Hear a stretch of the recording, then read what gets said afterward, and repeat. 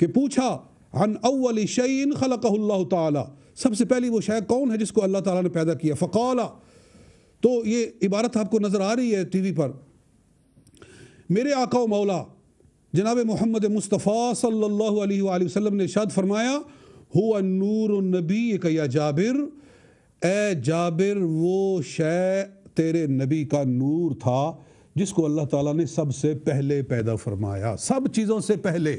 یہاں وہ بات واضح ہوگی، کہتے ہیں کہ جی ہم بھی نور مانتے ہیں مگر وہ نور ہدایت مانتے ہیں، جی وہ نور ہدایت ہیں، ہم نور مانتے ہیں مگر کوئی حصی نور نہیں، کوئی ایسا ظاہری نور نہیں، بلکہ نور ہدایت مانتے ہیں کہ حضور سے لوگوں کو ہدایت ملی، اس لحاظ سے نور ہیں۔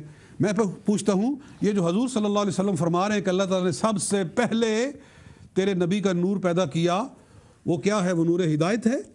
نہیں، یہ نور حقیقی ہے، کیونکہ آگے حضور فرما رہے ہیں کہ ثم خلق فیہ کل خیر، پھر اللہ نے اس میں ہر خیر پیدا فرمائی، وخلق بعدہ کل شیء، اور اس کے بعد ہر شے پیدا کی، اور آگے فرمایا، لمبی حدیث ہے، ثم جعلہ اربعۃ اقسام، اللہ تعالیٰ نے اس نور کے 4 حصے کیے، اور پھر اللہ تعالیٰ نے عرش اور کرسی کو ایک حصے سے پیدا کیا، اور عرش کے حاملین کو اور کرسی کے خزانہ کو ایک حصہ سے پیدا کیا، پھر تیسرے حصے کو پھر اللہ تعالیٰ نے 4 حصوں میں تقسیم فرمایا، ایک سے قلم پیدا کی، ایک سے لوح پیدا کی، ایک سے جنت پیدا کی، پھر چوتھے حصے کو پھر 4 حصوں میں تقسیم فرمایا، اور فرشتے پیدا فرمائے، کواکب پیدا فرمائے، اور شمس و قمر کو پیدا فرمایا۔ الغرض یہ لمبی حدیث ہے، اللہ تعالیٰ نے ساری کائنات کو اپنے حبیب کے نور سے پیدا فرمایا۔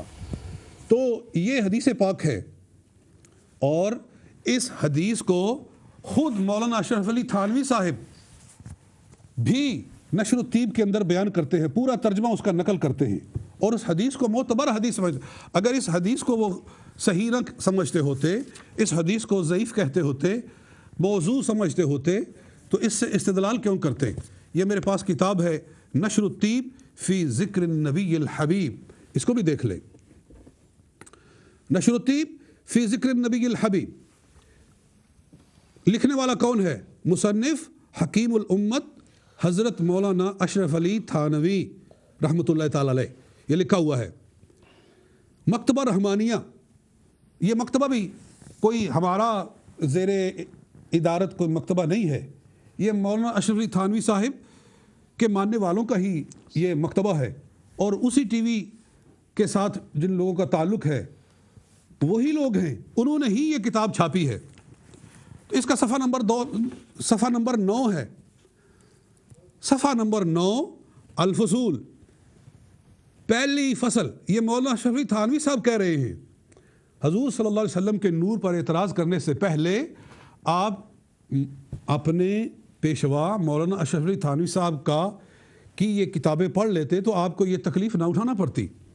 پہلی فصل نور محمدی کے بیان میں، نور محمدی کے بیان میں پہلی فصل، اس کا ٹائٹل ہی مولانا اشرف علی تھانوی صاحب یہ کہہ رہے ہیں۔ آگے فرماتے ہیں، پہلی روایت عبد الرزاق نے اپنی سند کے ساتھ حضرت جابر بن عبداللہ انصاری رضی اللہ تعالیٰ عنہ سے روایت کیا ہے کہ میں نے عرض کیا کہ میرے ماں باپ آپ پر فدا ہوں صلی اللہ علیہ وآلہ وسلم۔ ویسے یہ الفاظ حدیث میں نہیں تھے، میں نے جو متن پیش کیا ہے نا اس میں یہ الفاظ نہیں تھے کہ فدا کا ابی و امی، یہ بہرحال انہوں نے لگا دیے ہیں۔ مجھ کو خبر دیجئے کہ سب اشیاء سے پہلے اللہ تعالیٰ نے کون سی چیز پیدا کی؟ آپ صلی اللہ علیہ وآلہ وسلم نے فرمایا، اے جابر رضی اللہ تعالیٰ عنہ، اللہ تعالیٰ نے تمام اشیاء سے پہلے تیرے نبی کا نور اپنے نور سے پیدا کیا۔ آگے انہوں نے بریکٹس میں وضاحت بھی کر دی ہے، نہ بایمانہ کہ نور الہی اس کا مادہ تھا بلکہ اپنے نور کے فیض سے پیدا کیا۔ تو یہ مسئلہ ہمارا جو تھا نا وہ اور حل ہو گیا کہ لوگ اس پر بھی سوال کرتے ہیں کہ جی اللہ کے نور سے حضور کا نور پیدا کیا تو اس کا مطلب ہے حضور تو اللہ کی جز بن گئے۔ جی یہ بھی ہم پر سوال کیا جاتا ہے کہ اے سنیو، تم تو حضور کو اللہ کی جز بناتے ہو کہ اللہ کے نور سے حضور کا نور بنایا تو پھر گویا حضور کا نور اللہ کے نور کی جز ہو گیا۔ تو اس کا جواب ہم دیتے تو شاید آپ مانتے یا نہ مانتے، لیکن مولانا اشرف علی تھانوی صاحب خود ہی اس کی وضاحت فرما رہے ہیں. فرماتے ہیں یہ نہیں کہ مادے میں سے ایک مادہ نکالا کہ وہ اس کی جز بن جائے، بلکہ آپ فرما رہے ہیں کہ بایمانہ کہ نہ بایمانہ کہ نور الہی اس کا مادہ تھا، بلکہ اپنے نور کے فیض سے نور پیدا کیا. یعنی ایک نور کے فیض سے دوسرا نور پیدا ہو گیا. تو کوئی جزئیت والا کہ یہ اس کا جز تھا، اس کا جواب خود مولانا اشرف علی تھانوی صاحب ہی ارشاد فرما رہے ہیں. تو معاملہ حل ہو گیا جی. جی صحیح بات ہے. یہ مزید کوئی جی میں چند احادیث مزید پیش کرنا چاہتا ہوں. جی فرمائیے. جی یہ میرے پاس ترمذی شریف ہے، یہ صحیح ستہ ہے. اس کو پڑھے بغیر کم از کم کوئی سنی عالم تو اپنے آپ کو سنی نہیں کہلا سکتا. تو جو مولانا ایک ٹی وی کا مالک ہونے کی وجہ سے بڑے شد و مد کے ساتھ تقریر فرما رہے ہیں، اور میں یہاں یہ بھی عرض کرنا چاہتا ہوں کہ ہر آدمی کا ایک فیلڈ ہوتا ہے. کچھ لوگ چندہ اچھی طریقے سے مانگ سکتے ہیں، تو ان کو چاہیے کہ وہ اپنا کام کریں، چندہ مانگا کریں. وہ چندہ اچھا مانگ لیتے ہیں. بعض لوگ اتنا چندہ مانگتے ہیں کہ انٹرنیشنل وہ مانگنے والے تصور کیے جاتے ہیں. تو آپ اپنا کام کریں. رہ گیا یہ تحقیق کے مسائل جو قرآن و حدیث سے ثابت ہوتے ہیں، یہ محققین کا کام ہے، اس میں اپنی ٹانگ نہیں اڑانی چاہیے. تو ترمذی شریف میرے سامنے ہے.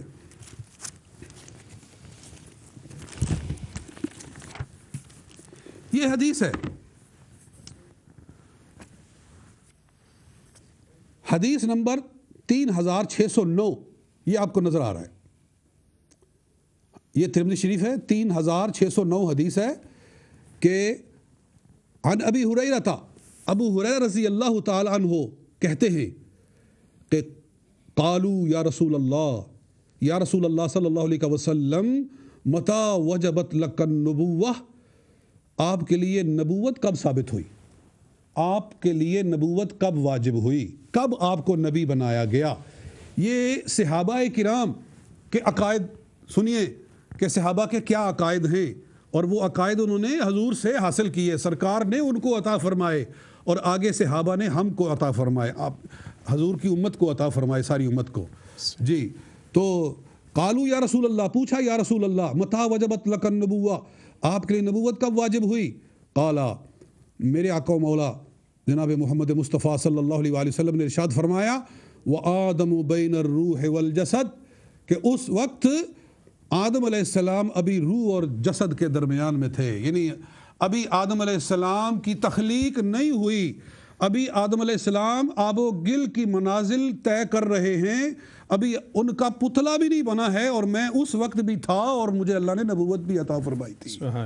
تو وہ کیا تھا؟ وہ سرکار کا نور تھا جس کو اللہ نے سب سے پہلے پیدا فرمایا، اور پیدا فرما کر اس کے سر پر تاج نبوت سجایا.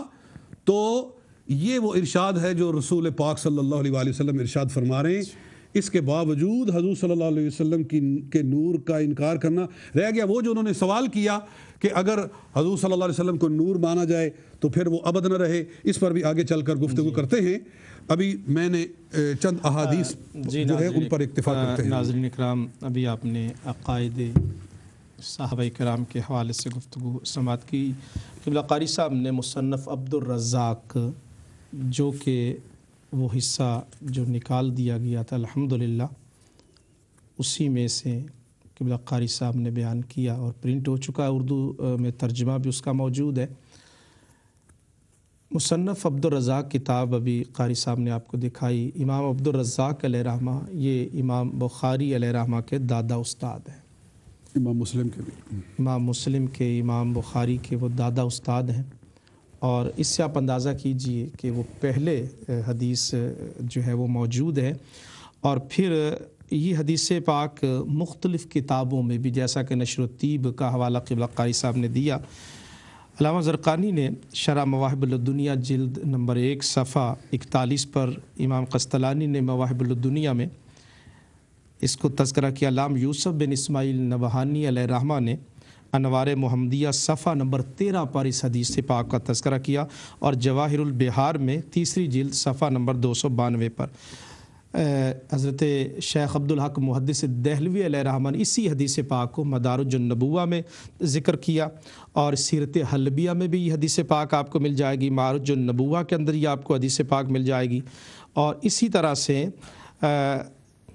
دیگر کتب کے اندر امام نیشاپوری نے تفسیر نیشاپوری میں ان اول المسلمین کے تحت اس حدیث پاک کو جلد نمبر 8 صفحہ 55 پر تذکرہ کیا، اور علامہ آلوسی نے علیہ رحمہ نے روح المعانی میں جلد نمبر 7 جلد 17 صفحہ 105 پر اسی حدیث پاک کو ذکر کیا۔ مکتوبات شریف حضرت شیخ احمد سرہندی خواجہ مجدد الافسانی علیہ رحمہ نے جن کا بھی تذکرہ کر رہے تو وہ بھی مکتوبات شریف کو مانتے ہیں، ان مکتوبات شریف کے اندر بھی یہی حدیث پاک جو ہے حضرت خواجہ مجدد الافسانی علیہ رحمہ نے مکتوب نمبر 122 میں، یعنی یہ کوئی ایک دو کتابوں کی بات نہیں ہے، پوری اہل اسلام کی تاریخ میں اس حدیث پاک کا تذکرہ ملتا ہے، تو مکتوب نمبر 122 میں جو ہے وہ یہی حدیث پاک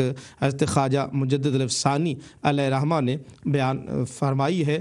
اسی طرح سے روح البیان کے اندر بھی یہ حدیث پاک علامہ اسماعیل حقی علیہ رحمہ جلد نمبر 2 صفحہ نمبر 239 میں تذکرہ کیا گیا۔ ملا علی قاری نے علیہ رحمہ نے مرقات شرح مشکات جلد نمبر 1 صفحہ نمبر 140 پر، اور شرح شفات جلد نمبر 2 صفحہ 416 پر اسی حدیث پاک کو جو بھی قاری صاحب نے مصنف عبد الرزاق سے بیان کی، اس حدیث پاک کو وہاں پر بھی بیان کیا گیا۔ اسی طرح سے ناظرین کرام فیوز الحرمین نے حضرت شاہ ولی اللہ محدث دہلوی علیہ رحمہ نے فیوز الحرمین میں صفحہ نمبر 97 پر اسی حدیث پاک کو تذکرہ کیا۔ اسی طرح سے محبوب سبحانی غوث سمدانی حضرت شیخ عبد القادر جیلانی الحسنی والحسینی علیہ رحمہ نے اپنی کتاب سر الاسرار میں اسی حدیث پاک کو تذکرہ کیا۔ اسی طرح شیخ چراغ دہلوی علیہ رحمہ نے صحائف السلوک کے اندر اسی حدیث پاک کو ذکر کیا۔ علامہ ابن جوزی جو مشہور و معروف محدث ہیں، انہوں نے میلاد النبوی جو ان کی کتاب ہے اس کی صفحہ 22 پر اسی حدیث پاک کو جو ہے وہ ذکر کیا۔ اسی طرح سے جیسا کہ قاری صاحب نے نشر التطیب کا حوالہ دیا، اسی طرح سے دیگر کتب کے اندر اہل سنت کی کتب اور دیگر مکاتب فکر کی کتب کے اندر یہ حدیث پاک جو ہے وہ موجود ہے۔ اور مزید آپ دیکھیے فتاوی رشیدیہ میں علامہ رشید احمد گنگوئی نے اسی حدیث پاک کا تذکرہ کیا، اور صفحہ نمبر 98 میں انہوں نے اپنے فتاوی رشیدیہ میں اس کا تذکرہ کیا۔ دیگر بے شمار حوالہ جات موجود ہیں، جیسا کہ نشر الطیب کا صفحہ نمبر 11 صفحہ نمبر 9 میں جو ابھی آپ نے کیمرے پر دیکھا کہ وہاں پر یہ حدیث پاک موجود ہے۔ کہنے کا مقصد ہمارا یہ ہے کہ جو بات علمی اعتبار سے تسلیم شدہ ہو اور اتنی تواتر کے ساتھ اس حدیث پاک کو بیان کیا گیا ہو، اور کوئی چڑھے ہوا سورج دیکھنے کے باوجود آنکھیں بند کر لے اور کہے اندھیرا ہے تو اس کی قسمت جو ہے اس کو رویا جا سکتا ہے، تو جن کا بھی قاری صاحب ذکر کر رہے ہیں تو میں ان سے یہی گزارش کروں گا کہ یہ حقیقت اتنی روز روشن کی طرح واضح ہے، اور اسلام میں حدیث نور جو ہے وہ بیان کی جاتی ہے اور آج بھی کتابوں میں موجود ہے۔ آپ کس طرح سے اس کا انکار کریں گے؟ اور پھر رہ گیا نورانیت کے اعتبار سے اور بشریت اور نورانیت کا آپس میں آپ نے کہا کہ کوئی تضاد، اور پھر ابدیت کا آپ نے حوالہ دیا، یہ اتنی بڑی جہالت ہے، اور آپ نے ابدیت کو فقط بشریت میں مقید کر دیا۔ پھر تو فرشتے جو ہیں وہ ابدیت سے خارج ہو جائیں گے، جنات ابدیت سے خارج ہو جائیں گے، دیگر جو مخلوق ہے وہ بھی جو ہے وہ ابدیت سے خارج ہو جائیں گے۔ تو ابدیت فقط بشریت کا نام نہیں ہے، بشریت تو اللہ تعالیٰ کی مخلوقات میں سے ایک مخلوق ہے۔ تو اس اعتبار سے میرے محترم یہ جو طریقہ کار آپ نے اپنایا اس سے لاکھوں دلوں کو ٹھیس پہنچی ہے، اور آپ بھی شاید اس پر ندامت کا اظہار کرتے ہوں کہ جو بات عظمت مصطفیٰ صلی اللہ علیہ وآلہ وسلم کی ہو اس کا انکار کرنے والا جو ہے وہ راندہ درگاہ ہوتا ہے، نہ اسے دنیا میں عزت ملتی ہے نہ اسے آخرت میں عزت ملتی ہے۔ بقیہ رہ گیا کہ یہ الزام لگانا کہ ہم اہل السنہ جو ہے حضور علیہ الصلوۃ والسلام کو اللہ کا نور مانتے نہیں۔ حدیث پاک پر آپ غور کیجئے، اور قاری صاحب نے جواب دے دیا۔ میں اس کی مزید وضاحت کر دیتا ہوں کہ یا جابرو ان اللہ خلق قبل الاشیاء نورا نبی کا من نورہی، تو یہاں پر من کو نادان جو ہے وہ تبعیضیہ سمجھ لیتے ہیں، یہ کوئی جز نہیں ہے. اور یاد رکھیے کہ مادہ جو ہے وہ ڈیوائیڈ ہوتا ہے. یہ میرے پاس قلم ہے، اگر اس کو توڑا جائے یا یہ کاغذ کا ٹکڑا ہے اور اس کاغذ کے ٹکڑے کو یہ مادہ ہے، تو فرماتے ہیں علماء کرام کہ میٹر کین بی ڈیوائیڈڈ. یہ جو ٹکڑا ہے اس کو میں نے 1 سے 2 حصے بنا دیے، 2 سے یہ 4، تو یہ جز جو ہیں وہ میٹر کے بنتے ہیں. لیکن جب لائٹ کی بات کریں گے، نور کی بات کریں گے، تو پھر کیا ہوگا؟ Light can't be divided. Light کو آپ، نور کو آپ تقسیم نہیں کر سکتے، اس کے جز نہیں بنا سکتے. لائٹ کا فیض آگے پہنچتا ہے، جیسا کہ نشر الطیب کے اندر بھی اس کا تذکرہ کر دیا گیا. اس کی میں مثال دیتا ہوں. اگر یہاں پر کوئی کینڈل جل رہی ہو، موم بتی جل رہی ہو، اور آپ چاہیں کہ اس موم بتی سے دوسری موم بتی کو روشن کیا جائے، تو اس موم بتی سے آپ نے دوسری موم بتی روشن کی، تیسری موم بتی کینڈل روشن ہوئی، تو کیا اس کے نور میں کوئی کمی آئے گی؟ اگر پورے برطانیہ کے گھروں کی کینڈلز جو ہیں اس ایک کینڈل سے آپ روشن کر دیں تو نور میں کمی نہیں آتی. اس کی دوسری مثال، جیسے سورج جو ہے وہ آسمان پر چمک رہا ہے، آپ چاہتے ہیں کہ سورج کا نور زمین پر چمکے، تو پھر کیا کریں؟ اس کے سامنے جو ہے وہ آئینہ رکھ دیا جائے اور وہ ریفلیکشن ریز جو ہے وہ ریفلیکٹ ہوں گی، تو وہ جو مرر ہے وہ بھی چمکنے لگ جائے گا، اور وہ نور جو آسمانوں میں چمک رہا تھا وہی نور جو ہے وہ زمین پر چمکے گا، اور ان مرر کے اندر وہ نور چمکے گا. اب مجھے بتائیے، کیا سورج کے نور میں کوئی کمی آئی یا سورج کا نور تقسیم ہوا؟ نہیں. یہی کہیں گے کہ سورج کے نور کا فیض آگے پہنچا، جنہوں نے مررز کو روشن کر دیا، اور وہ نور جو ہے وہ وہاں تک پہنچا، اور نور کا فیض یہاں تک جو ہے وہ پہنچا ہے. چلتا ہوں مزید میں قبلہ قاری صاحب کی طرف. قاری صاحب، اس پر کچھ اور سوالات جو ہے، جیسا کہ وہ مولانا نے بھی جو ہے وہ بشریت کی بات کر کے وہ سمجھ رہے تھے کہ سوال یہاں پر یہ اٹھتا ہے کہ ایک وجود کے اندر بشریت کی شان بھی ہو اور نورانیت کی شان بھی ہو، تو وہ کہ کیسے ممکن ہے کہ کوئی بشر بھی ہو پھر نور بھی ہو، تو ایک ہی وجود میں بشریت بھی ہو، نورانیت بھی ہو؟ اس حوالے سے آپ ارشاد فرمائیے گا. بلکہ ایک قرآن پاک، اگر یہ جو ساتھی بیٹھے ہوئے ہیں قرآن پاک لے آئیں تو جی میں دکھا دیتے ہیں، آپ بیان کیجیے، میں انشاءاللہ دکھا دیتے ہیں. جی کہ مولانا صاحب نے اپنے سٹیج کے اوپر چلتے ہوئے دائیں بائیں ایسے یعنی تھرکتے ہوئے یہ بہت شد و مد کے ساتھ دلیل دی، اور میں بھی حیران تھا دیکھ کر کہ یہ کون سا طریقہ ہے واز کرنے کا، کہ یہ کوئی مائیکل جیکسن تو ایسا کر سکتا ہے ادھر سے ادھر ادھر سے ادھر، لیکن ایک عالم دین کی تو یہ شان نہیں ہے، یہ تو کوئی واز کا انداز نہیں. انہوں نے اسی طرح ہی چلتے چلتے دائیں سے بائیں یہ کہا کہ آپ کلمہ پڑھتے ہیں اشہد ان محمدً عبدہ و رسولہ، کہ محمد صلی اللہ علیہ وآلہ وسلم اللہ کے بندے اور اس کے رسول ہیں. تو جب حضور کو بندہ کہہ دیا تو بندہ کا مطلب تو ہوتا ہے انسان، تو حضور صلی اللہ علیہ وآلہ وسلم ہے انسان، تو آپ نے ان کو نور کہہ کر تو آپ نے ایک تو ان کے بشر ہونے کا انکار کیا، اور دوسرا آپ نے کلمے سے بھی دستبرداری کی، یعنی کلمے کو ہی آپ سمجھ نہیں سکے. تو مجھے بہت افسوس ہو رہا تھا کہ اس شخص کا مبلغ علم یہ ہے، اس کا یہ علم کی یہ انتہا ہے کہ اس آدمی نے قرآن ہی نہیں پڑھا ہے. اگر قرآن پاک کا مطالعہ کیا ہوتا تو اس طرح کی باتیں وہ نہ کہتا. اللہ تعالیٰ فرشتوں کو بھی نور فرماتا ہے کہ وہ فرشتے نور ہیں. تو بل عباد مکرمون، سورہ انبیاء اللہ تعالیٰ ارشاد فرماتا ہے کہ فرشتے کیا ہیں؟ عباد مکرمون، اللہ تعالیٰ کے مکرم بندے ہیں. تو اگر عبد کا معنی صرف بشری ہوتا ہے، آپ کہہ رہے ہیں، اور ایک ٹی وی کے اوپر کھڑے ہو کر اور ساری دنیا کو درس دے رہے ہیں، اور پھر اس کو بار بار ریپیٹ کرتے ہیں، بار بار اس بیان کو، تاکہ سب لوگ اس کو سمجھیں اور آپ کی جہالت سے سارے لوگ واقف ہوں کہ عبد کا معنی آپ نے انسان بنایا، کہ عبد کا معنی انسان ہوتا ہے. تو قرآن پاک کیا ارشاد فرما رہا ہے؟ بل عباد مکرمون. اور پھر ایک اور مقام اللہ تعالیٰ ارشاد فرماتا ہے وَجَعَلُوا الْمَلَائِكَةَ الَّذِينَ هُمْ عِبَادُ الرَّحْمَنِ إِنَاثًا. کہ کفار نے، مشرکین نے فرشتوں کو اللہ کی بیٹیاں بنایا جو کہ اللہ کے بندے ہیں، رحمان کے بندے ہیں. وَجَعَلُوا الْمَلَائِكَةَ الَّذِينَ هُمْ عِبَادُ الرَّحْمَانِ، وہ جو رحمان کے بندے ہیں ان کو اناسا، فرشتوں کو اناس بنا دیا. وَجَعَلُوا الْمَلَائِكَةَ، فرشتوں کو بنا دیا، الَّذِينَ هُمْ عِبَادُ الرَّحْمَانِ، جو رحمان کے بندے ہیں.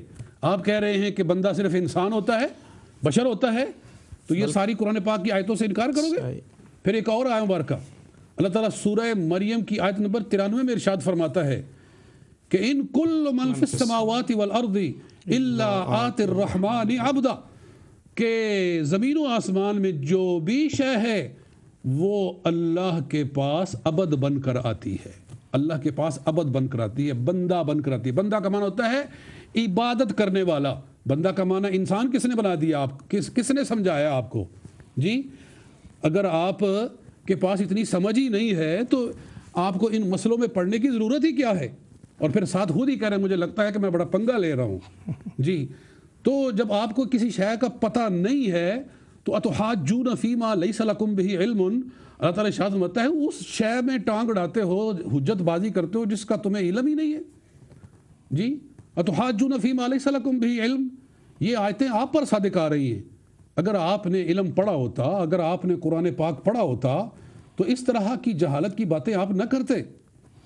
حضور صلی اللہ علیہ وآلہ وسلم نور بھی ہیں، سرکار صلی اللہ علیہ وسلم بشر بھی ہیں. آپ بشر ہو کر بھی اللہ کے بندے ہیں، نور ہو کر بھی اللہ کے بندے ہیں، کیونکہ اللہ نے ہر شے کو اپنی عبدیت عطا فرمائی ہے. لہٰذا عبدہ و رسولہ کو آپ پہلے اچھی طریقے سے سمجھیں، اس کے بعد پھر یہ سوال کریں. اور پھر یہ بات رہ گئی کہ بشر اور نور اکٹھے نہیں ہو سکتے. بشر اور نور جی یہ جمع نہیں ہو سکتے، یہ ضد ہیں. یہ کس نے کہا ہے آپ کو ضد ہیں؟ بشر اور نور ضد ہیں. بشر انسان کو کہتے ہیں، نور لائٹ کو کہتے ہیں.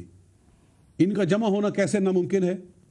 اللہ تعالیٰ ارشاد فرماتا ہے کہ فَأَرْسَلْنَا إِلَيْهَا رُوحَنَا، وہ جہالت ان کی اس طرح وہ سمجھ جیسے دن اور رات اپوزٹ ہے، جی سیاہ اور سفید اپوزٹ ہے، وہ اس معنی وہ میں سمجھتے ہیں ایسے. صحیح. نور اور بشر ضد نہیں ہیں. نور اور ظلمت یہ آپس میں ضد ہیں کہ ظلمت اور نور اکٹھے نہیں ہو سکتے. متناقضین جو نقیضین ہوتے ہیں، یہ کتابیں اگر آپ نے منطق کی پڑھی ہوں ابتدائی تو اس میں نقیضیں کون ہوتی ہیں، نقیضوں کی کیا تعریف ہوتی ہے، اس کو آپ سمجھے ہوتے. تو پڑھی نہیں ہے تو پھر باتیں کرنے کی ضرورت ہی کیا ہے آپ کو؟ اللہ تعالیٰ ارشاد فرماتا ہے سورہ مریم کا دوسرا رکوع 16واں سپارہ کہ فَأَرْسَلْنَا إِلَيْهَا رُوحَنَا، ہم نے بھیجا حضرت مریم کے پاس اپنے روح کو، یعنی حضرت روح الامین جناب جبریل علیہ السلام کو. فَتَمَثَّلَ لَهَا بَشَرًا سَوِيًّا، تو وہ حضرت مریم کے پاس مکمل بشر بن کر آئے. مکمل بشر، بشراً سویًّا، پورے مکمل بشر بن کر تشریف لائے. حالانکہ فرشتے کیا ہیں؟ فرشتے نور ہیں، اور جبریل علیہ السلام نوریوں کے امام ہیں، سید الملائکہ ہیں. اور مسلم شریف کی صحیح حدیث ہے، ام المومنین عائشہ صدیقہ رضی اللہ تعالیٰ عنہا سے مروی ہے کہ آقا نامدار صلی اللہ علیہ وآلہ وسلم ارشاد فرماتے ہیں خلقت الملائکۃ من نور، فرشتے نور سے پیدا کیے گئے ہیں. تو جبریل امین تو نوریوں کے پیشوا ہیں. جی آپ آیت کیمرے پر بھی دکھا دیجیے. جی یہ کیمرے میں آپ آیت بھی دیکھ لیں کہ اللہ تعالیٰ ارشاد فرماتا ہے کہ فَأَرْسَلْنَا إِلَيْهَا رُوحَنَا، ہم نے بھیجا حضرت مریم کے پاس اپنے روح کو، یعنی روح الامین کو. فَتَمَثَّلَ لَهَا بَشَرًا سَوِيًّا، آیت نمبر 17، یعنی سورہ مریم آیت نمبر 17. فَتَمَثَّلَ لَهَا بَشَرًا سَوِيًّا، تو وہ ان کے پاس پورے بشر بن کر تشریف لائے. تو جب وہ بشر بن کر آئے تو کیا ان کی نورانیت ختم ہو گئی تھی؟ وہ نور ہی تھے، مگر اللہ تعالیٰ نے نور کو ہی لباس بشریت پہنا دیا. جی قبلہ قاری صاحب انشاءاللہ یہ ہے جناب بندہ یہیں سے گفتگو ناظرین کرام جاری رہے گی. مختصر سی بریک کا وقت ہوا چاہتا، آپ کی کالز بھی لیں گے بریک کے بعد انشاءاللہ تعالیٰ، اور دیگر موضوعات پر بھی انشاءاللہ گفتگو جاری رہے گی. آپ کوئی سوال کرنا چاہیں تو انشاءاللہ ہم حاضر ہیں جواب دینے کے لیے. بریک لیتے ہیں، بریک کے بعد سلسلہ کلام انشاءاللہ جاری رہے گا.